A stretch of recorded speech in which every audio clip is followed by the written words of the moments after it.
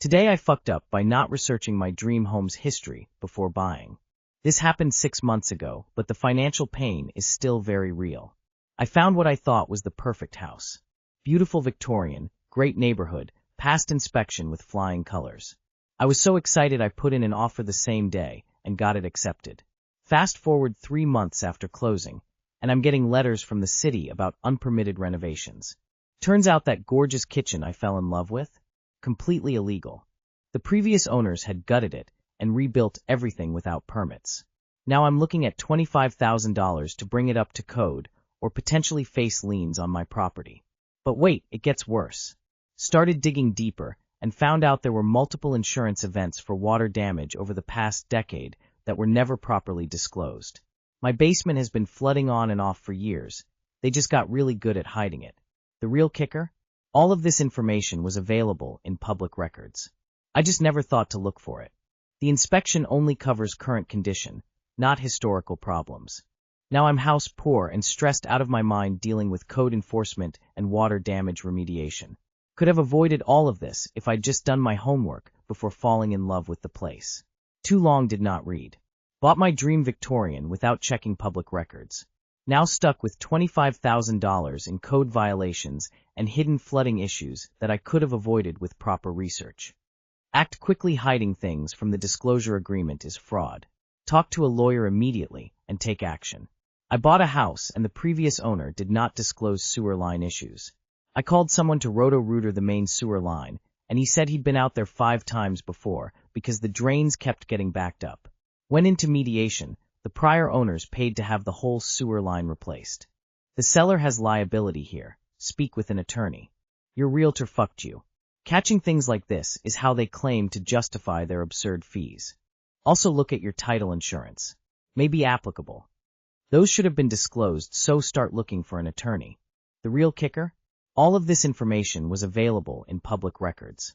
I just never thought to look for it. The inspection only covers current condition, not historical problems. Obviously the seller's relator and your relator never thought to look for it as well, which should be part of their jobs. They are getting paid to do things like this. Lawyer up.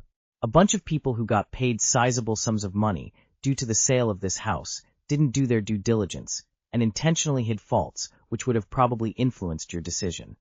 Today I fucked up by causing a shelter-in-place lockdown at my kids' school. Ordinarily, I drop my kids and their carpool buddies, turn around, and go home.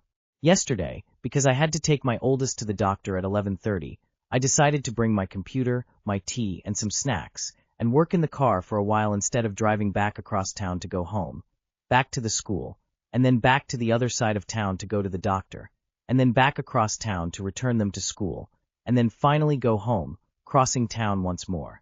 The idea was commute clear from one side of the city to the other 4 times instead of 6 times, just under 2 hours of driving instead of just under 3. I've done this before, and I honestly kind of enjoy working from the car. You just find a shady spot, crack the windows a tiny bit, watch some folk wander by, admire a stray dog, and get to work. And you don't spend money on a pastry you don't need and an overpriced coffee, just to have a table in a cafe somewhere close to the school. But when I've done it before, I've found an on-street spot a few blocks from the school. Not yesterday. Yesterday, I decided to be even more efficient and just pull up to the side of the school and get to work. I dropped my car load of children at 7:40, got out of the car only long enough to retrieve my stuff from the trunk. My little sedan is chock full of children on carpool mornings, and if I'm bringing work with me, it has to go in the trunk with their backpacks, and got straight back in the car. This is important later. Then I drove a full 25 seconds to a shady spot near the school, and had a few sips of tea, and got to work. About an hour later, the sun started to hit my car, so I looked around for a good shady spot where I could keep working. And there it was, right ahead of me, between an abandoned warehouse and the school, back up next to the railroad, a perfect gravel patch between some overgrown shrubs and junk trees.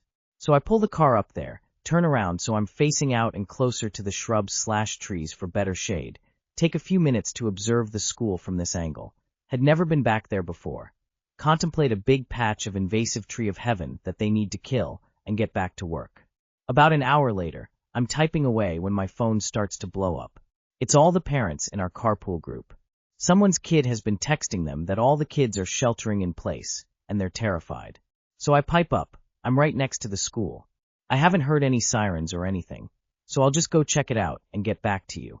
First I talked to two janitors who happen to be out of the building on the side street, leading up to the parking lot. They have not heard that the kids are sheltering in place, so I'm starting to think it's nothing when a cop car speeds into the parking lot. No sirens, but moving fast.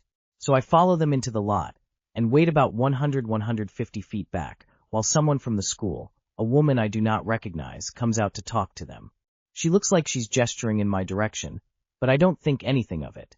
I figure she's just one of those people who can't talk without moving their hands a lot, and obviously she's feeling emotional. It still isn't clear what's happening, so I'm about to park properly and get out and ask when the cops start walking in my direction.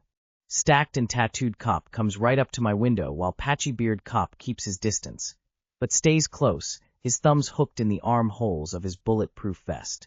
Stacked cop wants to know if I was parked behind the school. I was, and then he wants to know what I'm doing there. I was just working, waiting to pick up my kid for their doctor's appointment, and then all the other parents in my carpool group started freaking out, so I told them I'd come check it out. Is it okay if I park and get out? No, it is not okay if I park and get out. I'm to stay right where I am. I put the car in park and wait.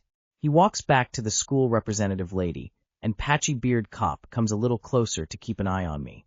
After a bit, stacked cop comes back and wants to know whether I really have kids in that school, what their names are, and what grades they're in. So I tell him, and he goes back to talk to the school representative lady again. Then he comes back. Didn't you get in a fight with the principal this morning? No, I did not. I was only at the school long enough to drop off 4 kids and grab a couple bags out of the trunk. You didn't yell at anyone this morning? No, I did not. Off he goes again, back to school representative lady. Then he's back at my window again. Are you /sure you didn't get in a fight with anyone this morning? No, not even with my own kids. Again, all I did was drop them off, grab my work stuff from the trunk, and leave. And back he goes, to chat with school representative lady one last time. When he comes back this time, I finally get an explanation. Turns out, someone working in the abandoned warehouse reported a suspicious vehicle watching the school to the school. So the school saw my car out the window, put the entire school on lockdown, except for those 2 janitors, which makes me anxious for their safety, and called the police. Around that time, everyone in my carpool group starts freaking out, so I pull out of my hidden parking space to figure out what's going on. I pull into the parking lot right behind the police, who are there to investigate me. Someone had flipped out at the principal at drop-off that morning, and they thought I could have been that person. Sure, I was driving a different car, but I could have gone home, collected an arsenal, and returned in a different car to stake out the school. After all, I'd been parked in one location for an hour, and then I moved to another location, also near the school, and nobody parks there. Besides, according to Stacked Cop, this is a bad neighborhood, and things /do happen here. I think he added that second part when I failed to conceal my skepticism when he said the first part. Stacked Cop apologizes for all the questions and for more or less detaining me. Note to Elios reading this. A lot of cars these days are electric or half electric. The fact that you don't hear the motor doesn't mean it's off. If you want someone you think is about to shoot up a school to stay put, you should probably make them turn off their car and hand you the keys. He says, better safe than sorry. If it were his kid's school, he'd be glad they reacted that way, etc. I say, absolutely right, officer. Thank you for doing your job. Definitely better safe than sorry. I'm glad the only threat here was me. They leave. I pull into the nearest parking spot, completely mortified. I text my carpool group, and everyone starts sending laughing emojis and wide-eyed embarrassed emojis as I explain what caused the lockdown, but the embarrassment isn't over. Another mom, someone I know but not in the carpool group, had forwarded me the message she posted on the school's unofficial Facebook page. I tell her it was me, but she already knew it was someone's mom. Someone from the carpool group had texted her kid and told her that it was me, or more accurately, that it was my kid's mom. So now, I am waiting to be reprimanded by an embarrassed preteen in half an hour, when it's time to get them for the doctor's appointment. The mortification continues. I reach the allotted pickup time, and even though I've called ahead, no one seems to know where my kid is. While they find them, I'm waiting in the front office area, and school representative lady comes to apologize to me for what happened that morning. I in turn apologized to her, saying that it was definitely not my intention to scare anyone. She says not to worry about it, but before they figured out it wasn't that angry parent come back to exact revenge, they had all been terrified that I was going to shoot them when I pulled into the parking lot behind the cops. We're finishing that conversation when my kid shows up, reprimand at the ready. Thanks a lot, Mom. Now the entire middle school knows it was / my mom / who caused the lockdown. Personally, I think the fact that the entire middle school knows was the fault of the mom who texted her kid my kid's name. But whatever. Apparently, they moved all the kids away from the backside of the school and had them sheltering 3 deep in the few rooms with no windows on the other side of the school. And that was all. My fault. So now I know, just find a friggin' cafe to work in over on that side of town, even if I prefer not to spend the money, and never, ever, ever lurk near a school. Ever. Too long did not read. I parked by my kid's school to work from the car while waiting to pick up my kid for a doctor's appointment. The school thought I was a potential school shooter, and all the kids were forced to shelter in place while the police came to investigate. The part where you go looking for the suspicious character, not realizing you were the suspicious character, is the best part of this, and you should include it in the too long did not read. You just need a sign for your car, not a mass murderer. Kids these days actually want to study? That's great. We would have been thrilled about the disruption. Also, leaving the janitors as bait is pretty concerning. I hope they get to retreat to safety next time. I know everyone is terrified of a shooter, but really no one thought to just go out and knock on the random car's window? Similar thing happened to me in college. After my classes were done for the day, I had to pick my sister up from middle school. I had a couple hours since a class got canceled, so I grabbed lunch and sat in my car reading at a local park, some walking paths, a playground, and a beach/lake. About an hour into my book, a cop taps on my window to ask what I'm doing as I'm sitting there with my pasta, salad, and my book. I got so embarrassed I never went back there again. I think this speaks far more of the state of America. It's so scary and hard to fathom to us non-Americans from countries that don't allow guns.